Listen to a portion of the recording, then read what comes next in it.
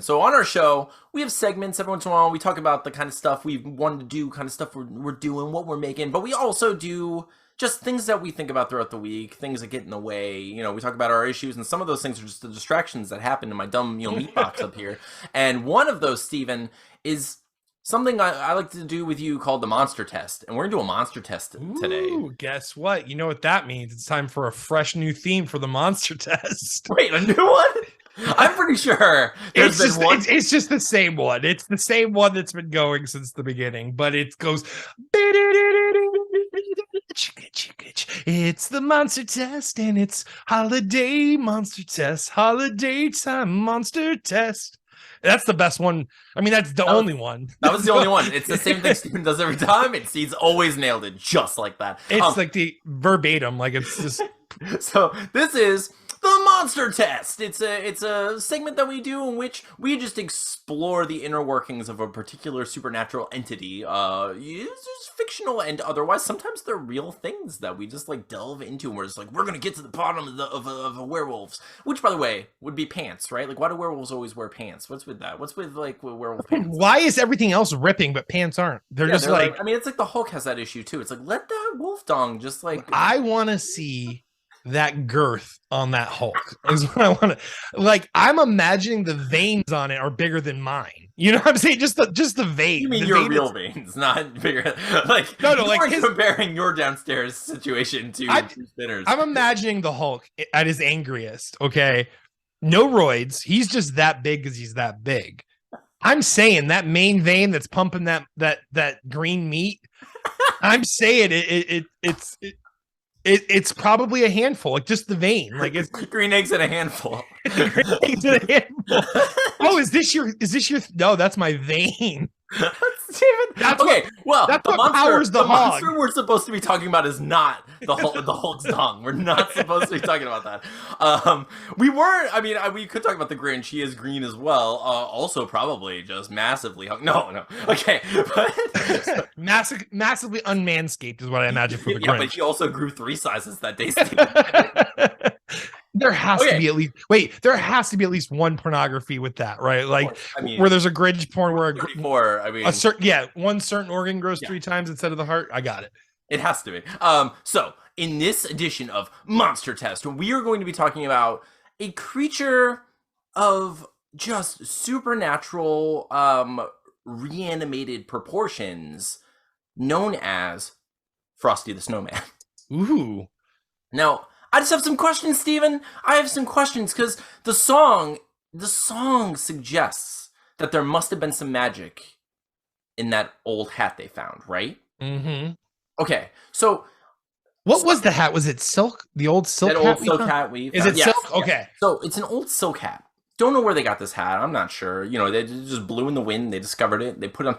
Was this hat possessed by a demon, by a ghost? Was this hat possessed by something, and that person was brought to life in the body of the snowman? So what you're telling me is the spirit of John Candy was trapped in a silk hat. 100%. Yes, I am. And came to life as Frosty the Snowman back in time.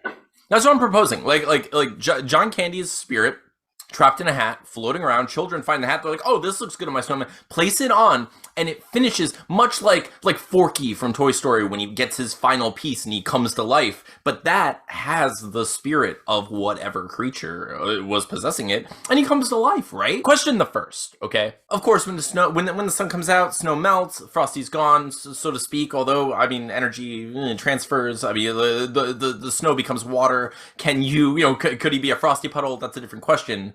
I mean, it's kind of pathetic because like Iceman, for example, is like an omega level mutant that like can literally freeze things that don't even have moisture in them. But Frosty's just going to turn into a puddle and not be able to power through the sun. Right? Doesn't seem likely. It seems like he would be able to survive it or travel with the cold to a Arctic climate of some sort and make it, maybe survive. Regardless, would he not simply continue to possess the hat, much like a genie in his lamp waiting to be reborn, right? Yeah, it's just the puddle. The puddle is not Frosty. Frosty is the hat. Right. So Frosty is that.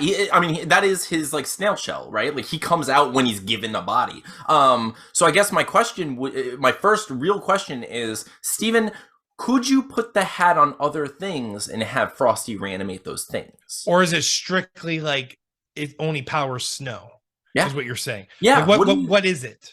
Yeah, what is it? If the magic came from the hat, wouldn't that suggest to you, or it suggests to me that if you were to put the hat, say, on a dead body, perhaps, could that body be puppeteered by the? There must have been some magic in the old silk hat they found, and when they put it on that corpse's head, it began to. Weekend at Bernie's 3, Frosty the Snowman. I'm just saying. I'm suggesting here that if that was what the magic was, if it was the hat.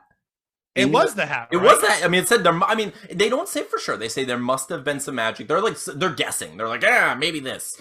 But that's all we know. They're like, that's all we have to go by is the song. So like, or it could just be the town in which it was, and like, you put like a fedora on a snowman, and you either get like a douchebag hipster that drinks IPAs, or douchebag hipster that quit drinking for one reason or another. Or yeah, that too. Those are your only two. Maybe it's just any hat on a snowman. No, I think you're right. I think it's the silk hat specifically. So like, you could build like, there must have been some magic in the old silk hat they found, but when they put it on the Iron Juggernaut's head, it began to shred the town. Like it just. Yes. Like just so that's okay. So I was wondering, because that's what I think. I feel like if you created this heap and you're like, ha ha ha, and it's like, oh, how are you gonna bring that to life? You can't make that crazy transformer monster work. And it's like, oh yes, I can. I found this silk hat. And you're like, wait, what does that mean? And then you're just not only is this robot look stylish as fuck, but he's about to destroy you. Exactly. So it's just like, you can do so much with that. But even if we're just assuming like, all right, look, it has to be snow based. My question is second, okay?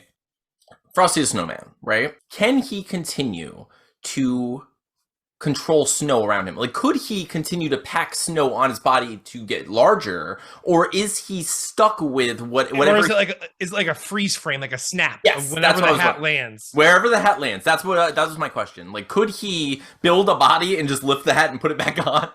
Like, could he? Does the hat have to be on him or just on his person? Like, could he build around the hat and continue to expand his body like a giant Zord? And the hat itself is just the heart of like Tootsie Pop center of the sword. Like if he had to like move the hat to a new construct, like dude, I'm just imagining like he makes this giant like snow construct and then just rips his own head off with the hat still on and puts it on the construct and then just be amazing. I'm just like, why? We need more. I'm gonna kill that magician. He's never getting this hat back.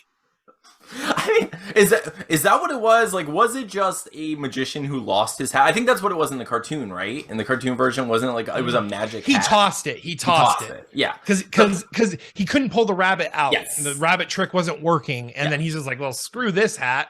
And then when the kids made it work, he's like, well, I want that hat back. Like every douche character does. Oh, of course. But I mean, he didn't know that the hat was possessed. He was just frustrated in its inability to pull rabbits, right? And I'm going to be completely honest with you.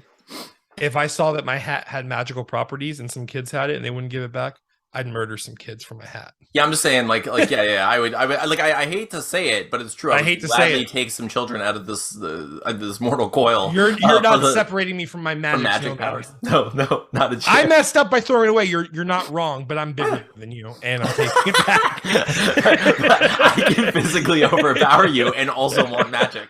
You can't have the hat back. What if he just threw like a right cross in that movie? Like. He was so courteous for a villain, really. Oh yeah. Although, let's just put this out there: what was the magician going to do with the snowman? It's a good question. He didn't have a snow wife. Yeah, he didn't have any wife. There must have been some magic. I don't know. I don't want to. I'd say he's a power bottom. I was gonna just like cut right to it. I mean, it was a top hat, not a bottom. It was. Hat I mean, Frosty has the top energy now, right? I mean, Frosty the bottom hat. Frosty the top man. Always gets. Steven, what is our podcast becoming? Hey, so I've had 2 glasses of Crown tonight. I think that's what happened. So I guess our monster test has proven that we are the monsters, Steven. We have been monsters all along. Turns out we were the monsters the whole time. Yeah.